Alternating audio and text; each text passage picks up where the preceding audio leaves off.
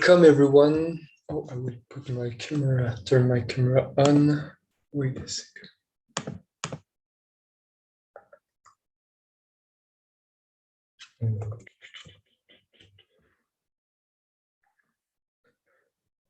Right. All right. Okay. So, hello everyone, welcome to this lesson. This lesson will take exactly 15 minutes and you're all part of it because I think many of you will feel concerned by the subject I'm going to talk about today. 2 years ago, I went to university as an English Indonesian student, hoping to learn English and Indonesian. I thought that the university would allow me to be comfortable speaking English with people in public and would allow me to express myself well and be confident. But that was a very big mistake. University only taught me the basics of English grammar, and I never got a real course on how to be confident when speaking English in front of an audience. This is something that is quite common among people, and I think many people here are. When we ask students, why do you want to learn English? Often people don't talk about their language skills. They talk about their feelings and they say things like, I don't feel confident when I'm speaking English. I'm afraid my English sounds bad. Does it sound like you? Perhaps some of you? I think so. I'm not going to judge you because I was in this situation 1 year ago. And to get out of it, I try to look for ideas on the internet or even ask people, how can I be confident when I speak English? I want to be confident and it's too complicated for me. In my trip to Indonesia, so currently right now, I noticed that it was pretty hard to communicate in English with many Indonesian people. And one day I asked an Indonesian the question of why no Indonesian wants to talk to me in English. And he answered something like, it's because they don't trust their English. And so they don't try to speak English and go to speak Indonesian where they feel comfortable. It's something that everybody does. We are more likely to do something where we feel comfortable than something that's super complicated, challenging, and where we are not comfortable. But it's precisely when there's a challenge that we improve and we see how we could have been better at the time. It's like today, I've never made a speech in my life, but I try to go beyond my limits to be confident.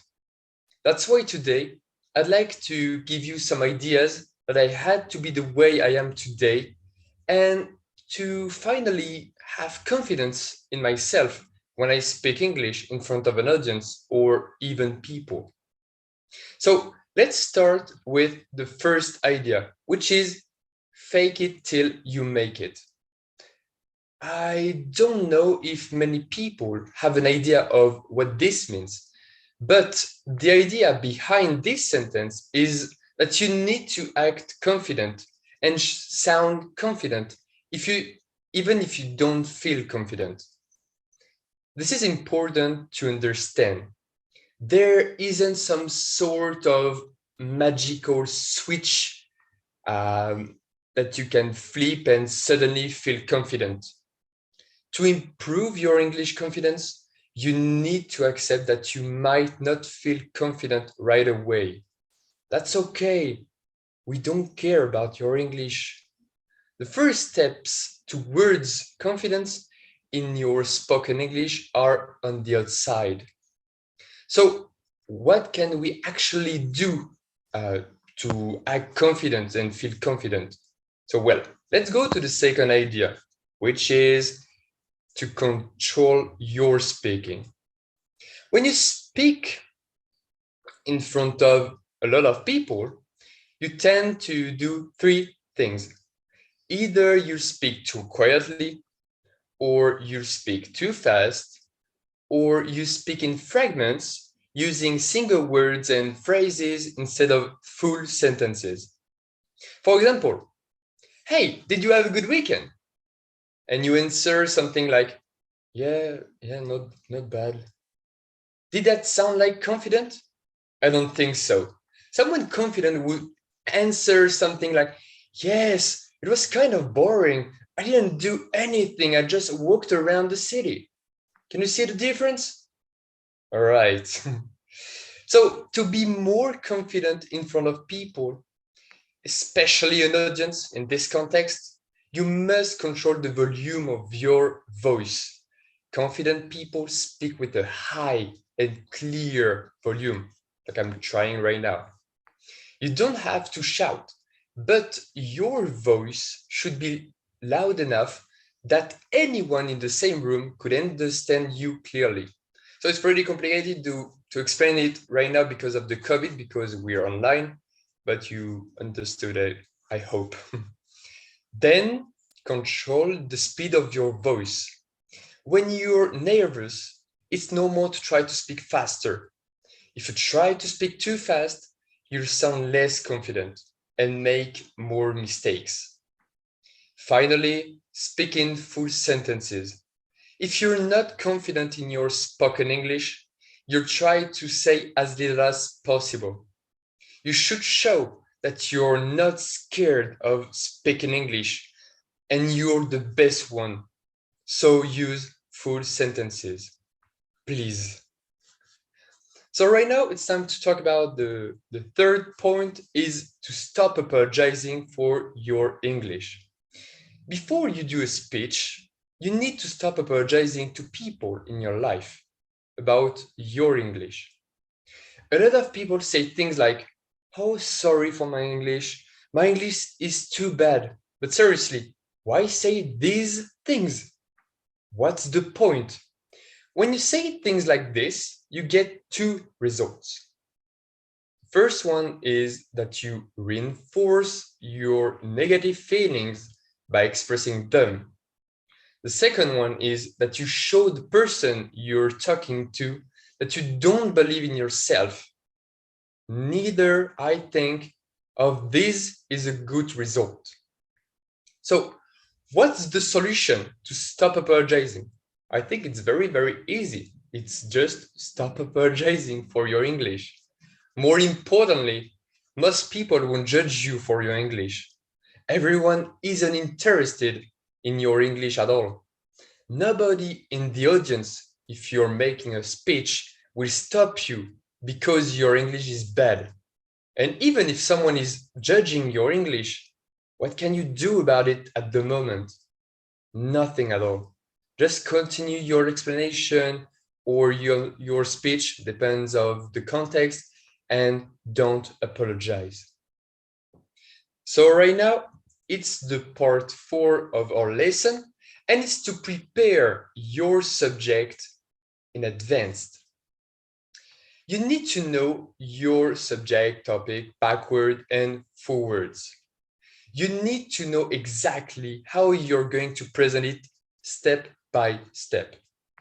You can take like a worksheet and note everything you need on it, like the major points of your presentation that you want to get across to the audience, get the ideas out of your head and onto the paper.